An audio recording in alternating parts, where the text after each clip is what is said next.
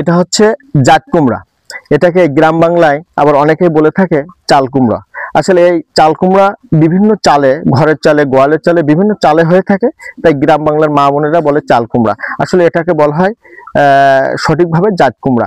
যাক, এই জাত কুমড়া কিন্তু আমরা সবজি হিসাবে খেয়ে থাকি, শুক্তো করে খেয়ে থাকি, বিভিন্ন উপকারী একটা সবজি এই জাত কুমড়া।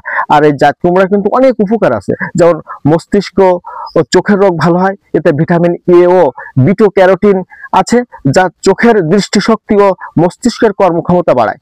হৃদরোগ প্রতিরোধ রোধে সাহায্য করে, রক্তচাপ নিয়ন্ত্রণে সাহায্য করে, হার্টও ভালো রাখে এবং হজমেও সাহায্য করে, আর রোগ প্রতিরোধ ক্ষমতা বাড়ায়, ওজন কমাতে সাহায্য করে, আর ত্বক ও চুলের জন্য অনেক উপকার।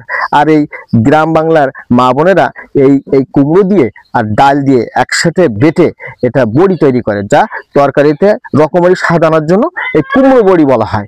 আর আপনারা এই সবজি খুবই ভালো একটা সবজি, এই জাত কুমড়ো।